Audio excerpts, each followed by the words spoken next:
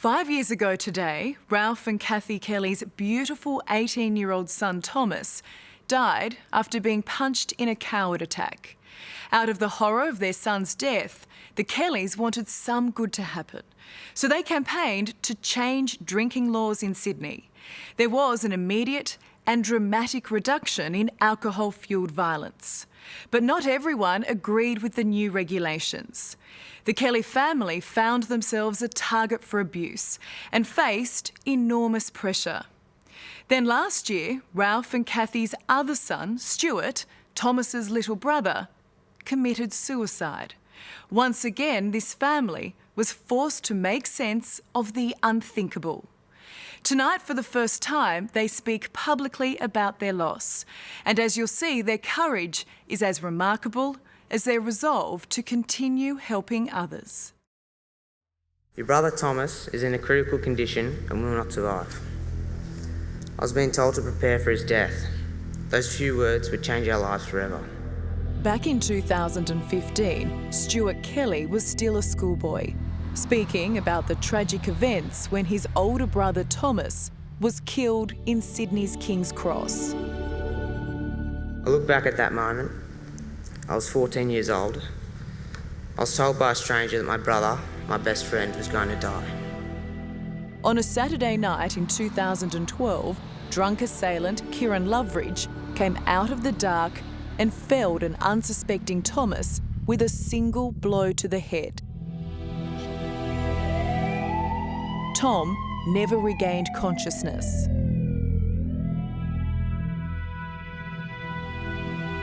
I'm now 17. That was 3 years ago. However, I carry a deep scar that you cannot see. It's always there. It never leaves. It sits below the surface of your skin and surfaces when you least expect it. The speech was brave, calling for the continuation of the controversial lockout laws, trialled after Tom's death to stem alcohol-fuelled violence. Premier, will you make this promise tonight? Australia is an alcoholic. We need to rethink the way we drink. Tonight, your involvement and your voice can and will make a difference. Stuart received a standing ovation from the packed ballroom. 10 months later, he committed suicide. In the early hours of the 25th of July last year, Stuart drove to Sydney's Mona Vale Beach. His body was found in the car later that morning. For Ralph and Kathy Kelly, losing two 18-year-old sons is a calamity that's not only unbearable, but linked. Our family suffered very badly from the lockouts when they were being reviewed last February 2016, and a lot of people were very mean, and we know that both Madeline and Stuart were reading those comments, and it took its toll in the end. We paid the price very badly for it. Stuart obviously decided somewhere in his life that it wasn't the world for him. Do you think it was all connected to that? Absolutely, yeah. I think 100% that, had Thomas not been killed, then Stuart would be here today, without a doubt.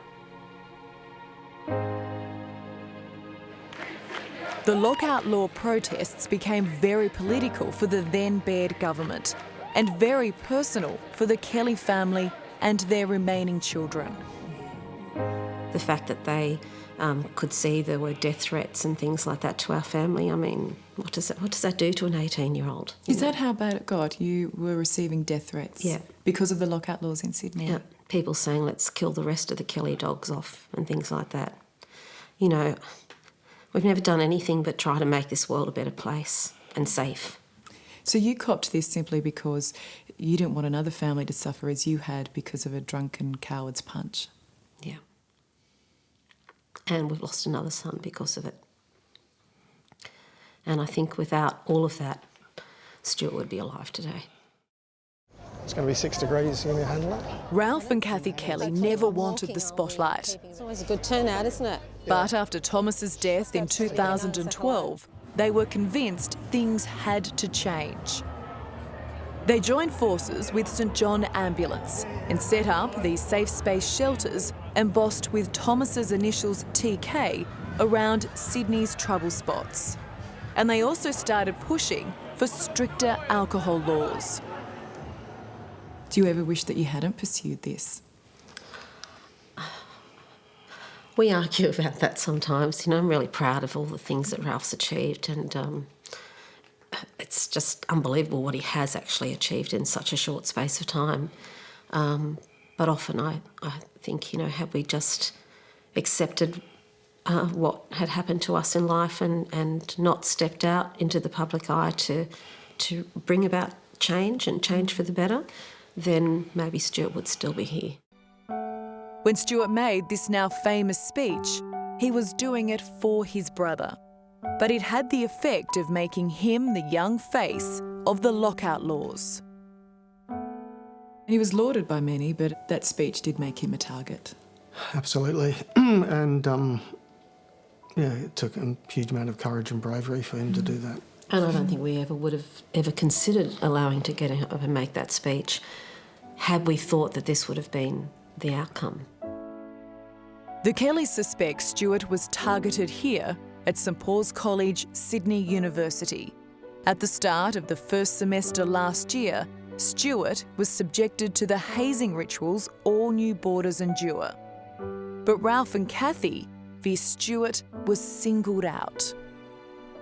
He had the most incredible, wonderful year 12 at the King's School. He was the captain of the largest boarding house in the school. He had so many friends. He was one of the really popular kids, and he went off to university at Sydney for one night at a college, and he came home a different person the following day. And, it just changed him. He was broken. Did he ever tell you what had happened in those 18 hours he spent at St Paul's College? No, look, Stuart was a typical boy, I suppose. He just, he kept a lot of his emotions within. But, as Kathy said, he got in the back of our car when we picked him up 18 hours later after spending the night there, and something had changed. He changed. He got in the car, he just sobbed. And we hadn't seen him cry since Thomas died.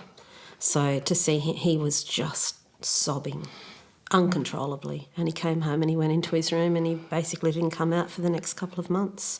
So you can only assume that something catastrophic happened to him that made him feel the way he did.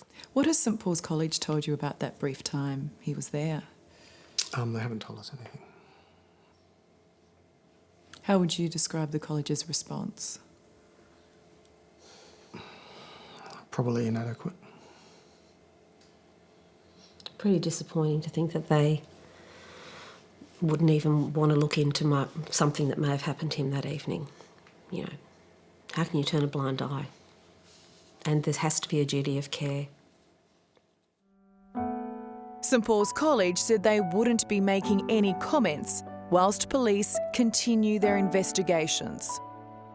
Leading up to that first week where he went to the University of Sydney, he was so excited. All he wanted to do was start and get back into that environment that was like a boarding school, and him to come out of it just so upset, it didn't make any sense. And he didn't want to talk about it. We didn't want to push him.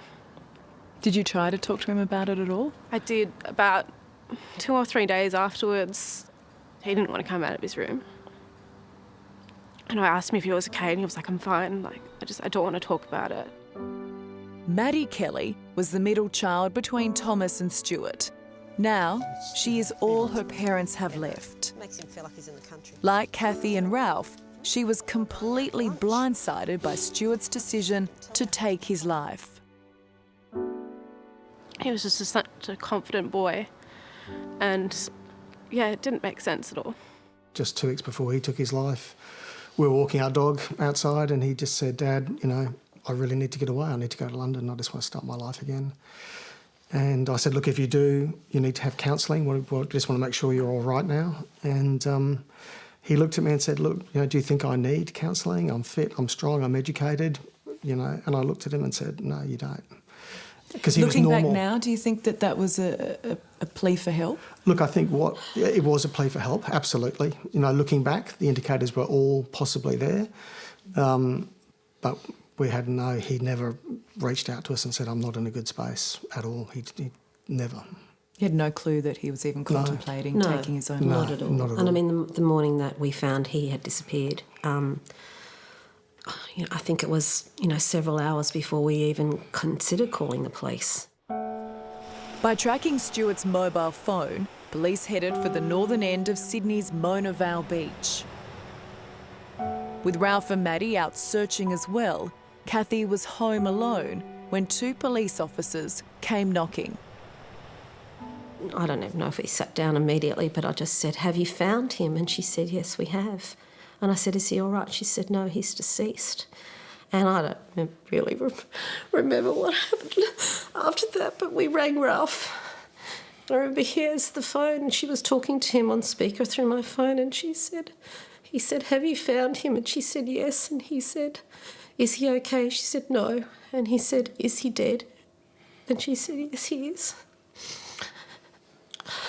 How do you ever get over losing 2 children for absolutely nothing? And he was just the funniest, most intelligent, beautiful child you could ever have. And I just think about Madeline all alone now.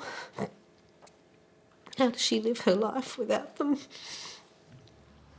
I mean, I've spoken to Mum and Dad about that a lot.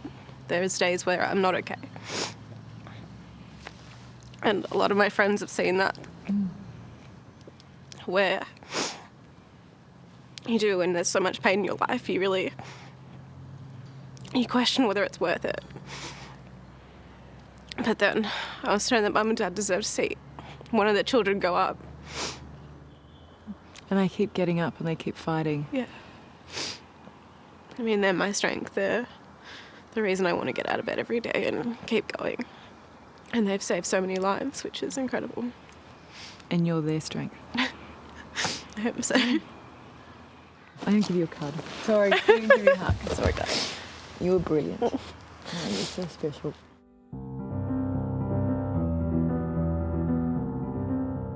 On average, there are 8 suicides a day in Australia, and it's the most common cause of death among young men. So when the National Rugby League approached the Kelly family and raised the prospect of a commemorative game of football for Stuart, in typical fashion, they seized the chance to turn a negative into a positive. In 2 weeks' time, the Parramatta Eels and the West Tigers will both run out here at ANZ Stadium, with the initials SK on their jerseys. The message, stay kind. When the NRL came to us and said, let's do something, we just saw that voice getting back into the community and saying to people, you're not alone if you're suffering from this, you're not a burden on your family, understand that you're loved and that you're an important person in society. So we're hoping that this day will really get the message out to young people and other people who feel alone and destitute and worthless, that they're not. Rugby league is the toughest sport in the world, but depression and mental illness can pick out anyone from the pack, no matter how strong they are. It's why the league and its legends like Phil Gould have got behind the Stay Kind Day. Is there an issue with mental health and suicide in league? Oh, it's not confined to rugby league, but I think we're ever mindful of the profile of our sport is a great platform to give out these messages. Does it help destigmatise it? Absolutely, absolutely.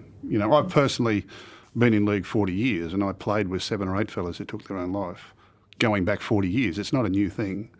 There was no real indication that was going to happen. It just happened, so the more they talk about it, and I wish he'd have said something, I wish he'd have reached out, I wish he'd have told us what the problem was. But Maybe you had we no could have idea? helped. We had no idea, no, it just happened. And so the hope is that that doesn't happen again. Absolutely, absolutely. If we can save just one, if we can save them all, that's beautiful. The Parramatta Eels was Stuart's favourite side.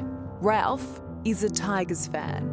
And while the Kellys are deeply grateful to both clubs, there's no guessing who they'll be supporting on the day. Stuart was a mad Eels supporter, and we used to go to the games together. Who are you going to support on this day? Undoubtedly, the Eels, I'd imagine, because I'd like to see Stuart's team, for Stuart. So the game's on the Sunday the 23rd of July at ANZ Stadium, and 4 p.m is the kick-off. We're asking as many Australians to come along to watch that day and lend their support to this awful thing called suicide.